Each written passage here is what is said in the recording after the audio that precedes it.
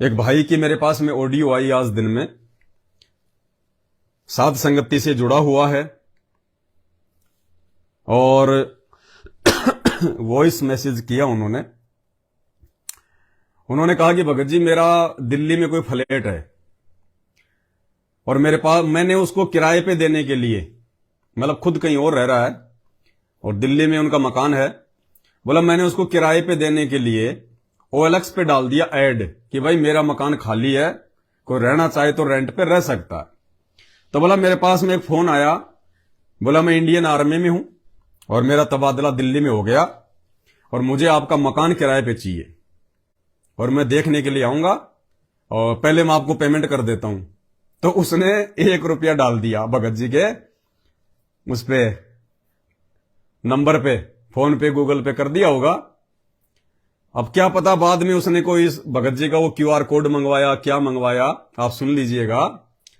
तो उसने कहा कि मैं आर्मी में रहता हूं और आर्मी के स्कैनर से मैं आपको बाकी पेमेंट करूंगा। तो भगत जी ने शायद अपना QR कोड भेज दिया होगा। उस भाई ने 2 बार में 50-50 हजार रुपए करके और 1 लाख रुपया उसका 2-4 दिन पहले उसके खाते से तुरंत उड़ा दिए, क्योंकि आपको पता है आजकल ऑनलाइन ठगी का काम है। आदमी को मेहनत करते हुए जोर आता है, आध्यात्मिक ज्ञान है नहीं। और हमारे परमात्मा ने क्या कहा कि ये जो शिक्षा जो तुम्हें मिली है, आज से पहले नहीं थी ये अक्षर ज्ञान शिक्षा, ये शिक्षा ने इंसान को चतुर बना दिया, शाना बना दिया। कर्म फुड़वारी है ये शिक्षा। यदि इस शिक्षा से आपने भगवान को नहीं पहचाना, तत्वदर्शी संत के शास्त्र प्रमाणित सत्संग सुन के यदि आपने भगवान को नहीं पहचाना और भक्ति से नहीं जुड़े, तो ये शिक्षा आपके ये कर्म फुड़वाएगी, आपसे चोरी जारी करवाएगी, ठगी करवाएगी, 2 नंबर के धंधे करवाएगी और अंत में आपको मरने के बाद में नरक में ठुकवा देगी। तो भगत जी के 1 लाख रुपए उसने उड़ा लिए। फिर भगत जी ने दुखी मन से मेरे पास में ऑडियो भेजी कि भगत जी मुझे कोई समाधान बताओ। पहले भगत जी की ऑडियो सुन लो। सत्साई पवन भगत जी, मैंने आपका वो पैसे का लेन देन वाला वीडियो देखा था। अभी 4-5 दिन पहले 25 तारीख को मेरे अकाउंट मैंने है ना OLX पर हाउस रेंट के लिए एक ऐड डाला था, जिस जो वहाँ से दिल्ली से एक कॉल आया कि मैं डिफेंस में हूँ और मैं 1 तारीख को आपका हाउस लेना चाहता हूँ और मेरा ट्रांसफ़र हो रही है 1 तारीख को, मैं वहाँ के शिफ्ट होना चाहता हूँ, तो वो हाउस लेना चाहता हूँ। तो मैंने इसको यस कर दी। इसने कहा कि आप लोकेशन भेजो और QR कोड उसने मेरे को भेजा। पहले उसने मेरे को 1 रुपये दिया, फिर इसने कहा कि आप है इसको स्कैन करके, ये मेरा आर्मी का मशीन का स्कैनर है, आप इसको स्कैन करके मैं आपको पेमेंट डाल देता हूँ। ऐसे धोखे से मेरे उसने करीब 1,23,000 रुपये मेरे खाते से 2 टुकड़ों में 2 बैंक खातों से निकाल लिए। पवन भगत जी, अब मैं बताओ क्या करूं और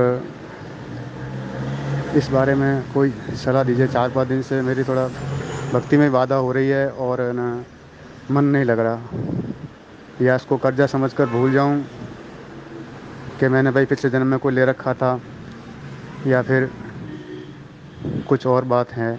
कृपया थोड़ा समाधान करें। तो भगत जी अब वो कर्जा समझ के बोलना तो मजबूरी हो गई कि भाई उसने पिछले जन्म में, हो सकता मैंने उसके खा रखे हो, इस जन्म में उसने मेरे खा लिए हैं। अब ये तो एक मजबूरी हो गई, ऑप्शन नहीं है भगत जी हमारे पास में, क्योंकि ऐसे जो ठग लोग होते हैं वो हर प्रकार से सावधानी बरत के, वो सिम भी किसी और के नाम पे होती है, वो खाता नंबर भी उसका किसी और के नाम पे होता है, फर्जी तरीके से लोग ऐसे काम करते हैं। तो भगत जी कह रहे हैं अब क्या करूं, कोई सलाह दीजिए ताकि मेरा भक्ति में मन लगे, भक्ति में मेरा मन भी नहीं लग रहा।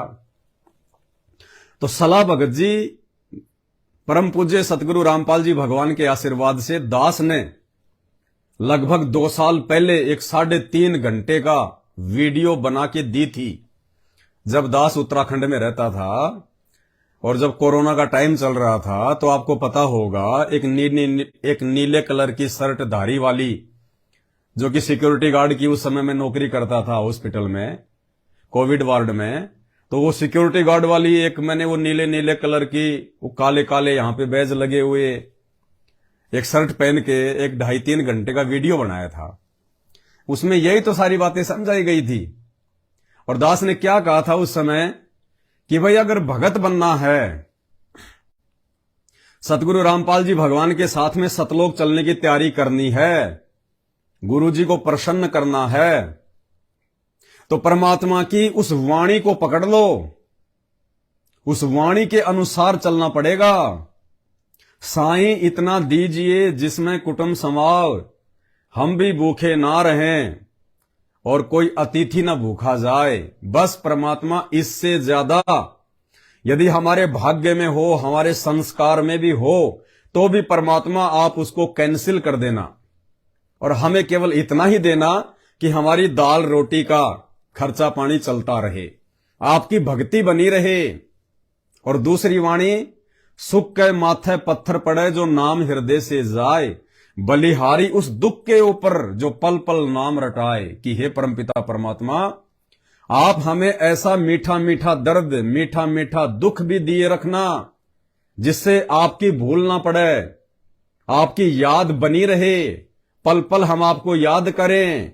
मालिक हमें ऐसा वो सुख भी ना दे देना कि हमें आपके नाम की भूल पड़ जाए या हमारे अंदर भक्ति और भगवान के प्रति भाव ना बने।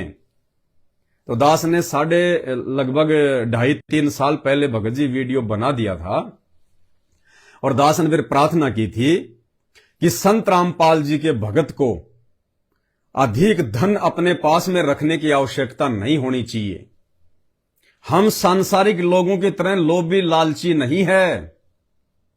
कामी क्रोधी लालची इनसे भक्ति ना होए, भक्ति करे कोई सूरमा, जात वर्ण कुल खोई।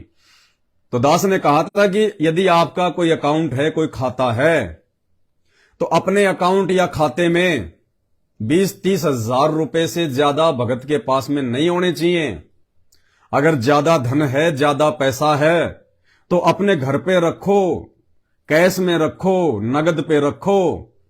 इन बैंकों में आपने 25-30 या 50 हजार रुपए से ज्यादा नहीं रखना चाहिए, क्योंकि समय आने वाला पता नहीं कौन सी वो करवट ले, ना जाने ऊंट कौन सी जो है वो करवट बैठे, कौन सी वो करवट लौटे। ये कब ये बैंक बंद हो जाएंगे, कब कोई मैनेजर पैसा लेके भाग जाएगा, सरकार बैंक को दिवालिया घोषित कर देगी, तुम्हें तुम्हारी उस इनकम का 5% देगी सरकार। आजकल ऑनलाइन ठगी के धंधे चल रहे हैं। लोग अपने लोभ लालच में आके, मीठी मीठी बातों में आके अपने खाता नंबर दे देते हैं, अपने वो पिन नंबर दे देते हैं, स्कैनर भेज देते हैं। तो दास ने प्रार्थना की थी कि भाई 50,000 से नीचे नीचे अपने खाते में पैसे रखो, कि कहीं जाना पड़ गया, इमरजेंसी में 10-20 हजार रुपए की जरूरत पड़ गई तो अपना निकाल लो और अपना काम कर लो।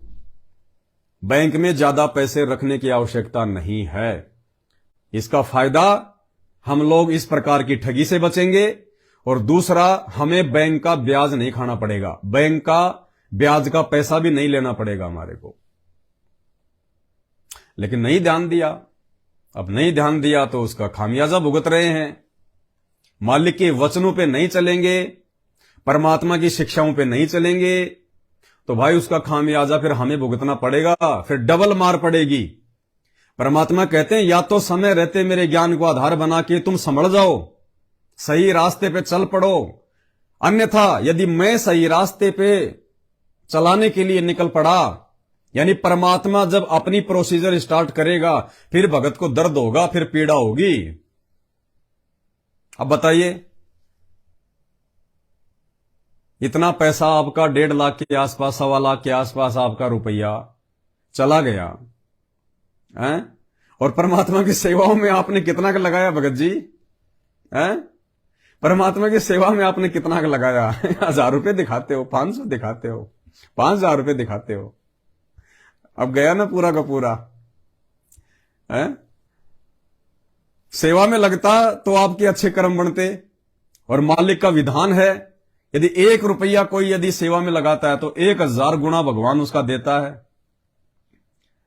तो एक तो आप उस फायदे से वंचित हो गए, दूसरा अब आपके धन का वो दुरुपयोग करेगा। अब ठग आदमी तो ठगी है, वो तो शराबी, जुआरी, कबाबी, वैश्यावर्ती सारे काम करते हैं ऐसे लोग। अब आपका पैसा कहां कहां आपके वो कर्म फोड़ेगा। तीसरा नुकसान, भक्ति में आपको टेंशन हो गई, ना ढंग से आपके मंत्र हो पा रहे, ना ढंग से आप आरती कर पा रहे, मन आपका डगमग हो गया।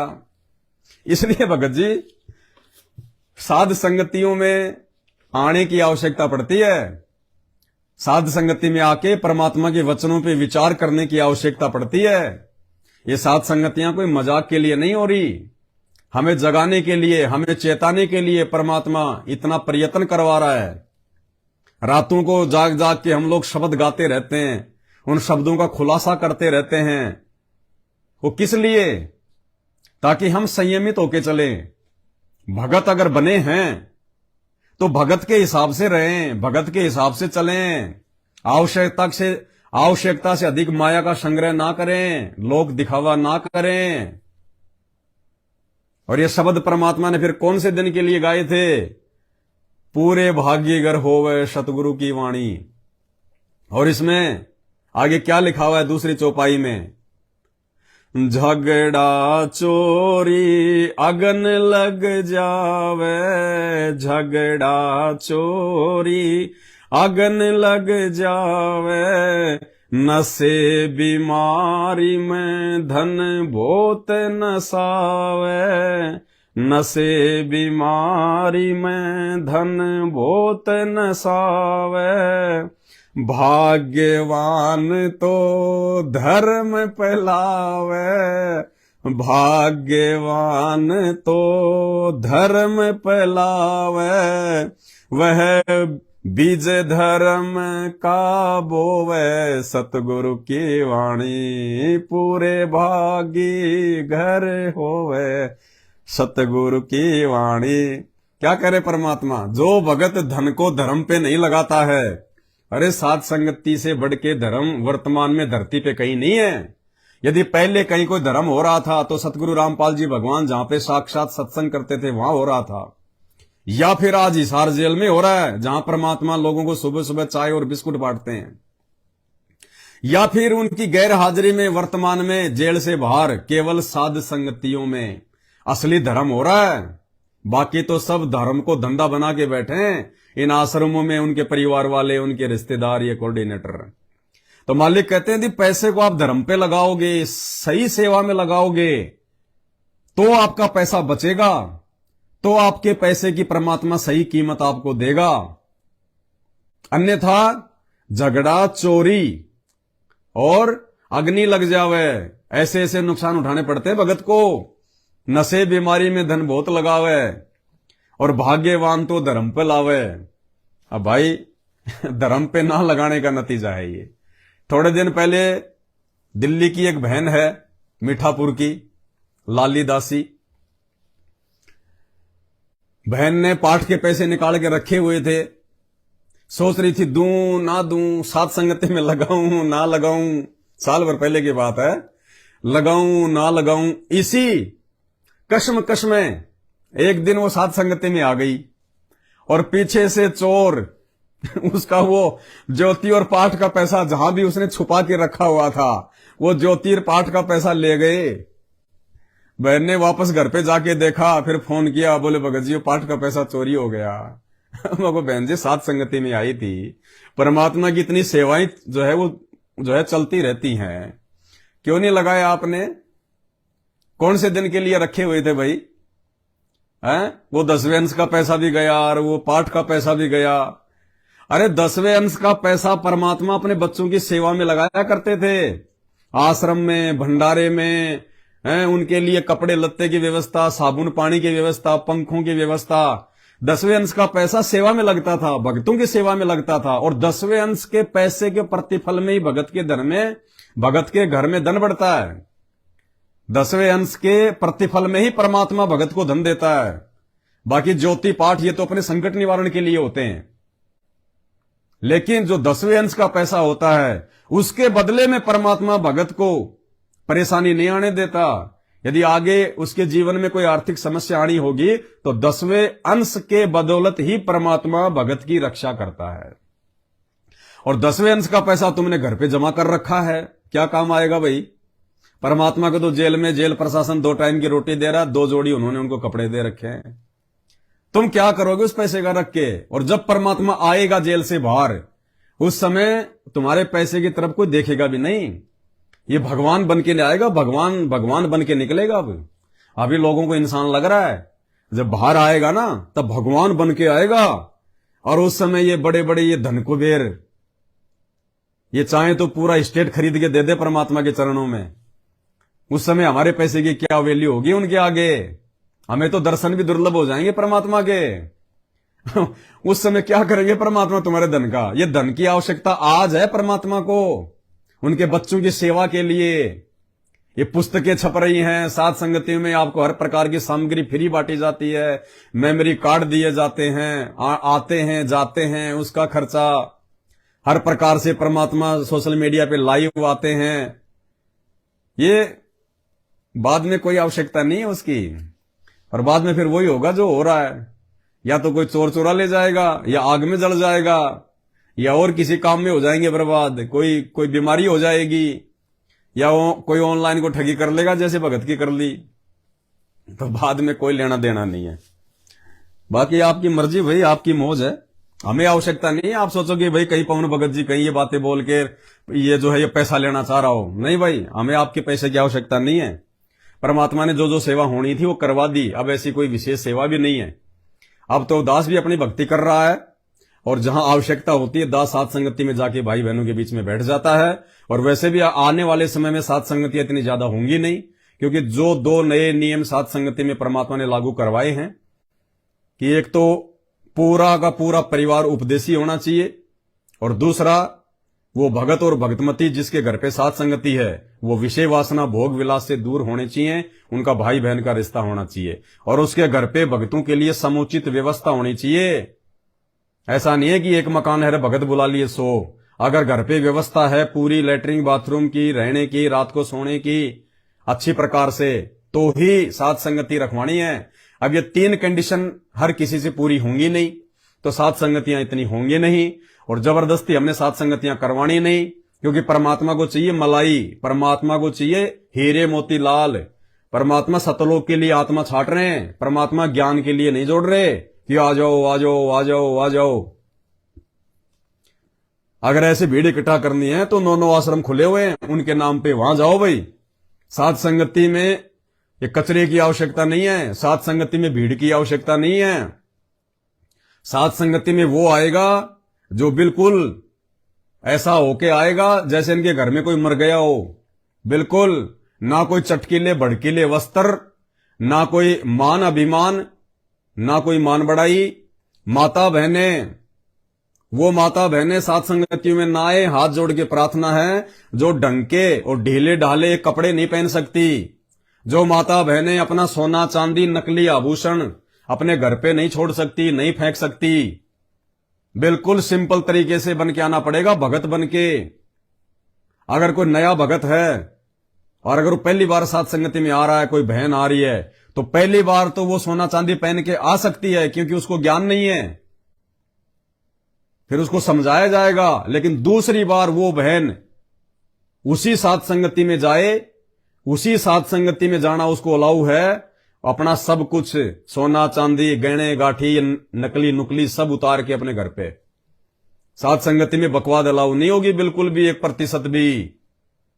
और जो ऑलरेडी साथ संगति से जुड़े हुए हैं उनको बिल्कुल साधु बन के, ये छटनी हो रही है, रह जाओगे। और इस समय रह गए तो परमात्मा कहते हैं पूरे युग में पार नहीं हो पाओगे, पूरे युग में। और हमें किसी से कोई स्वार्थ नहीं है, हमें किसी से कोई दान दक्षिणा नहीं चाहिए, हमें किसी से कोई पैसा नहीं चाहिए, कोई माया नहीं चाहिए। अपने घर पे रखो अपने पैसों को, अपनी माया को। अगर आवश्यकता होगी तो परमात्मा किसी भी आत्मा में प्रेरणा कर देते हैं, दास को आवश्यकता नहीं है। दास के पास में कई कई लाखों के चेक पड़े हुए हैं, दास को वो क्लियर करवाने का मौका नहीं मिलता। वो भाई कहते हैं भगत जी सेवा लगा दो, 5 लाख का चेक दे रखा है, इतने लाख का चेक दिया हुआ है। दास कहता है भैया जबरदस्ती मैं क्या करूंगा, चेक क्लियर करवा के, मुझे आवश्यकता ही नहीं है। जितनी आवश्यकता है उतनी परमात्मा की दया से हो जाती है। तुम्हारा धन तुम्हारे पास में है, कोई दिक्कत नहीं है। हालांकि उनके भाव हैं बहुत अच्छे, लेकिन भाई ये सतमार्ग है परमात्मा का, ये कोई पाखंडी गुरु की भक्ति नहीं है, ये कोई धन इकट्ठा करने की भक्ति नहीं है। हमने सतलोक जाना है। दास तो डरता है कि कहीं परमात्मा के बच्चों की 1 रुपए की सेवा का भी कहीं दुरुपयोग ना हो जाए। ये परमात्मा का आसन लगा हुआ है, परमात्मा बैठे हैं, मालिक साक्षी हैं, मालिक के चरणों में बैठ के लाइव चल रहा है। घर पे परमात्मा को भोग लगता है, सुबह, दोपहर, शाम को, फिर रात को 4 टाइम। सुबह परमात्मा को नाश्ते का भोग लगता है। हलवा केवल इतना ही बनाते हैं, एक व्यक्ति के हिसाब से। ऐसा नहीं कि मालिक के नाम पे हलवा बना लिया आधी किलो और मालिक को चढ़ा के फिर अपना पेट भर रहे हैं। नहीं, एक व्यक्ति के हिसाब से बनाते हैं, केवल अपने परमपिता परमेश्वर सतगुरु रामपाल जी भगवान के हिसाब से, कि एक व्यक्ति जो है वो कितना हलवा खा सकता है। बस उतना ही हलवा बनेगा, आधा 1 कटोरी छोटी, मालिक को भोग लगा के उसी में से खाएंगे, फिर थोड़ा थोड़ा 1-1 चम्मच। उसके बाद में मालिक को जो है भंडारे का भोग लगता है। फिर बीच बीच में जैसे परमात्मा को जूस हो गया, कोई फल फ्रूट हो गए, कोई ड्राई फ्रूट हो गए, तो केवल इतना ही भोग लगाते हैं, केवल मालिक के हिसाब से, और उसी को जो है प्रसाद समझ के खाते हैं। फिर ऐसा नहीं कि मालिक के लिए भाई लाओ भाई 2 किलो केले लिया और उसका जूस बना लो, थोड़ा सा मालिक को लगा दो और बाकी अपना पेट भर लो। क्योंकि मेरे पास में, मुझे पता है कि मेरे पास में मेरा अपना कोई पैसा नहीं है, मेरे पास में मेरे घर का कोई धन नहीं है, 1 रुपया नहीं है। जो भी थोड़ा बहुत है वो परमात्मा के बच्चों की सेवा है, और उस सेवा से मैं अपना पेट भरूं, अपनी मौज मस्ती करूं, ये परमात्मा को मंजूर नहीं है। हम तो अपना दाल रोटी खा के टाइम पास करते हैं, डर डर के जितना भगवान को भोग लगाते हैं उतना ही खाते हैं, इससे ज्यादा नहीं। तो दास को भाई आवश्यकता नहीं है, और जहां आवश्यकता पड़ती है वहां परमात्मा अपनी आत्माओं को जो है वो प्रेरणा कर देते हैं। कोई भी भाई फोन कर देता है। तो कहने का मतलब है, मालिक के विधान के अनुसार चलेंगे तो हम सतलोक जाने के लायक बनेंगे। ये समय मौज मस्ती करने का नहीं है, ये मनोरंजन का समय नहीं है। 1-1 कदम भक्ति मार्ग पे फूंक फूंक के रखना हमने। वो परमात्मा हिसार जेल में बैठ के वो यही सब कुछ देख रहा है। वो बच्चा नहीं है, वो बालक नहीं है, इस ब्रह्मांड की ऐसी कोई शक्ति नहीं है जो उनको जेल में बैठा दे। वो अपनी मर्जी का मालिक है, सतलोक का राजा है, अपनी मर्जी से गया है और मर्जी से आएगा। अगर ना जाता तो उन अज्ञानी लोगों का पाखंड, उनके परिवार का पाखंड, उनके परिवार का अज्ञान, वो बड़े बड़े भगत जो हमारे को बहुत बड़े बड़े सूरमा दिखाई देते थे कि इसको तो सारनाम मिला हुआ है, ये तो गुरुजी के चरणों में बैठ के सेवा करता था, और ये तो गुरुजी का बॉडीगार्ड था, ये तो गुरुजी का कैमरामैन था। उनका अज्ञान, उनका पाखंड, उनके कुकर्म आज वो सार्वजनिक नहीं होता, और हम आगे चल के बहुत बड़ा धोखा खा जाते उन अज्ञानियों पे विश्वास करके। क्योंकि दीपक तले हमेशा अंधेरा रहता है, और हम ये सोच के कि जो गुरुजी के पास है तो बहुत ज्ञानी है, बड़े ज्ञानी है, कुछ नहीं, थोते चने। तो परमात्मा के बहुत सारे खेल होते हैं, एक तीर से अनेकों शिकार करता है ये परमात्मा। तो मालिक ने हमारा ज्ञान योग भी खोलना था कि मैं आश्रम में बैठ के सत्संग सुना रहा हूं, 27 साल हो गई, इनको कोई समझ में नहीं आ रही। आते हैं, खाते हैं, पीते हैं, सत्संग सुनते हैं, वाई वाई करके निकल जाते हैं। 27 साल हो गई, गुरु को भगवान मान नहीं रहे, कागज की फोटो को भगवान मान रहे हैं। तो बहुत सारे खेल खेलता है परमात्मा। आज अगर ये जेल में जाके ना बैठता तो इनके परिवार का पाखंड सबके सामने नहीं आता। उनमें कितना ज्ञान है, जिन्होंने स्टेडियम बनवा दिए, रक्तदान, देहदान, रैली, धरने, राजनीति, जो कुक्रम संत रामपाल जी ने छुड़वा के सतलोक ले जाना है, वो सारे कुक्रम उन्होंने 2014 के बाद में संगत से करवा दिए, सबका सत्यानाश करवा दिया। और फिर आज परमात्मा के सत्संग हमारे जो है समझ में आने लग रहे हैं। आज हमें गुरु की पहचान हो पाई है बरवाला कांड के बाद में। आज हमारे भाव बन रहे हैं हमारे गुरु जी में, हमारा विश्वास बढ़ रहा है साथ संगति से जुड़ के। ये साथ संगति कैसे शुरू होती है अगर बरवाला कांड नहीं होता तो परमात्मा एक तीर से अनेकों शिकार करते हैं। तो भाई और बहनों, हमने सतलोक जाने की जो है वो तैयारी करनी है। ना दुनिया देख के चलनी, ना इन भक्तों को देख के चलना, ना गुरु जी के उस कलयुगी परिवार को देख के चलना। वो क्या कर रहा है, क्या खा रहा है, कैसे चल रहा है, भाड़ में जाए, उनके कर्म उनके साथ है। जितना हमने समझाना था संगत को समझा दिया, हजारों वीडियो बना दिए, देख लो सोशल मीडिया पे। अब हमने अपने आत्मिक उद्धार के लिए आगे बढ़ना है, तो भगत जी उसके लिए हमने परमात्मा की प्रत्येक मर्यादा में, प्रत्येक वचन में चलना पड़ेगा। साईं इतना दीजिए जिसमें कुटुंब समाव, हम भी भूखे ना रहें साधु न भूखा जाए। इस वाणी को फॉलो करना पड़ेगा।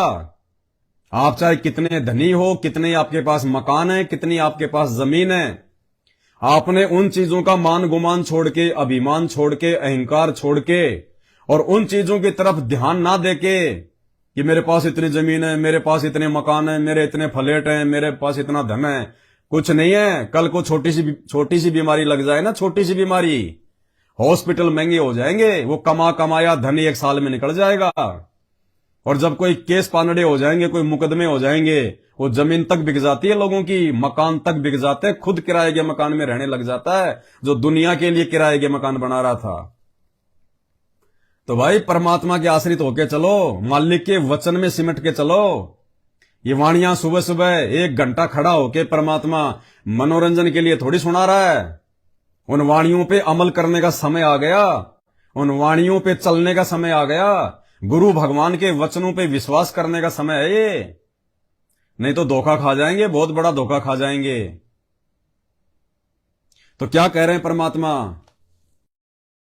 एक लाला जी था सेठ धनी, उसने अपने मुनीमों से एक दिन अपनी टोटल संपत्ति का, सारी संपत्ति का टोटल करवाया कि कितनी संपत्ति होगी। उन्होंने बताया जी इतनी होगी, मेरी कितनी पीढ़ी इससे निर्वाह कर सकती है। उन्होंने बताया कि जी आपकी 5 पीढ़ी तो बैठा खा सकती है, इतनी संपत्ति आपके पास धन है। अरे भले आदमियों, फिर छठी क्या खाएगी? वो छठी क्या खाएगी? और कुछ विधि बताओ।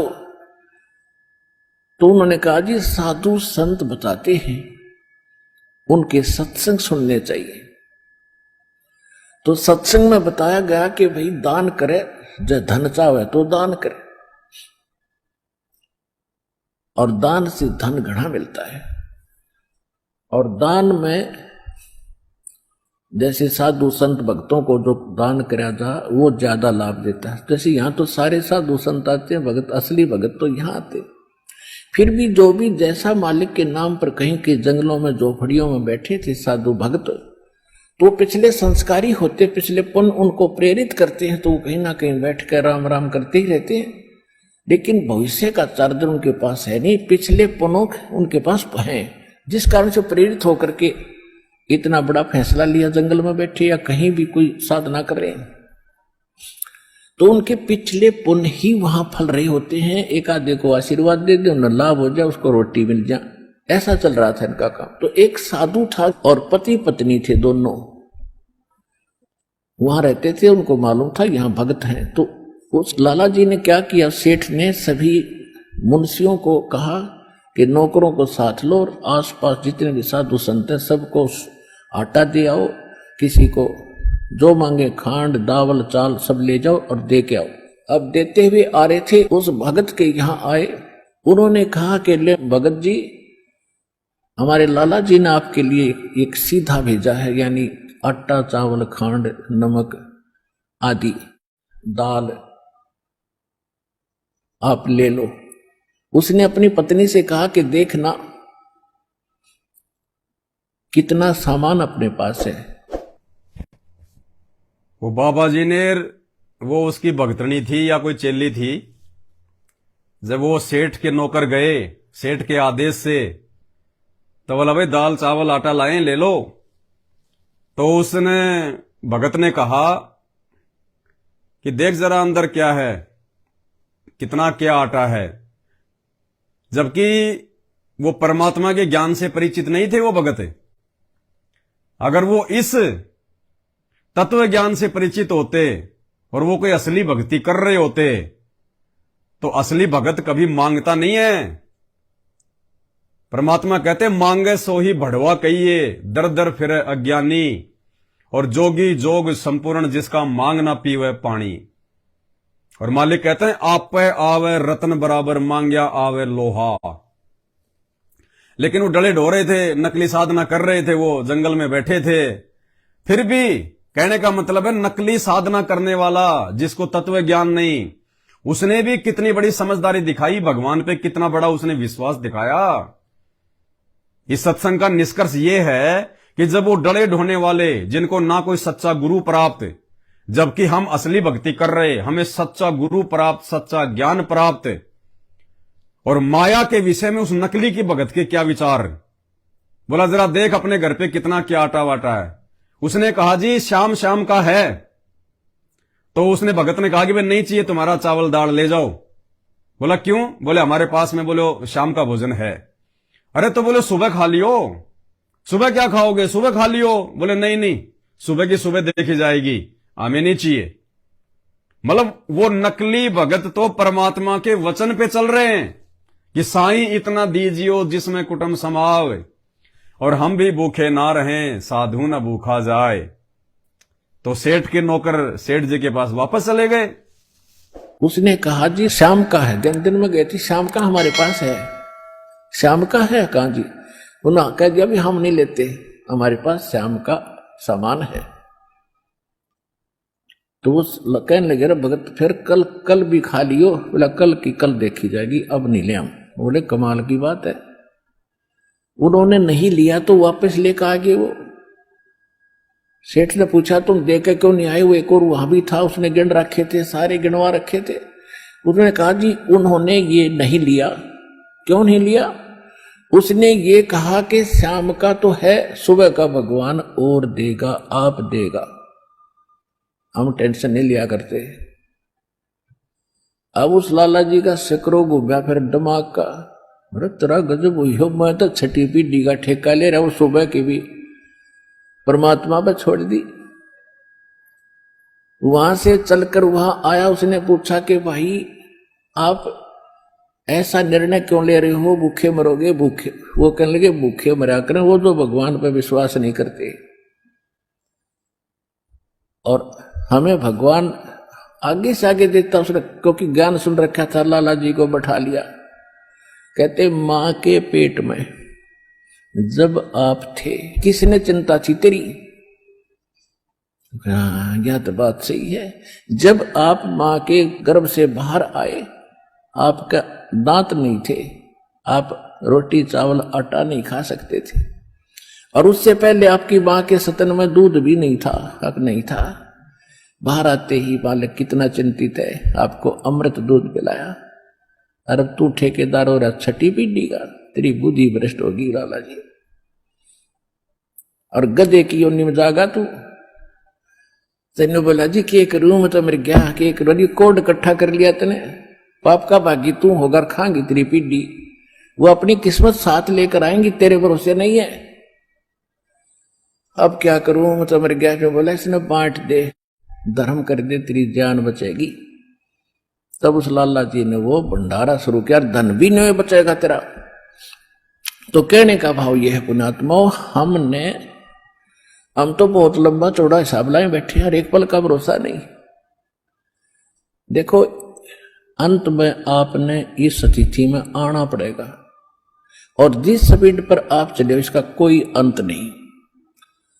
आज किसी के पास एक प्लाट है और थोड़ा सा जुगाड़ होते तो सोचे एक और लूं, और फिर और जुगाड़ हो गया तो एक और लूं, वहां थोड़ा सा ठीक मिल रहा है, रेट ज्यादा होने वाले हैं, वहां भी दाव लग गया तो 30 चौथा और दूसरे शहर में ले लूं, इतने मृत्यु हो जाएगी। और फिर कुत्ता बन के वहां घूमया करेगा, सैर सपट्टे करता।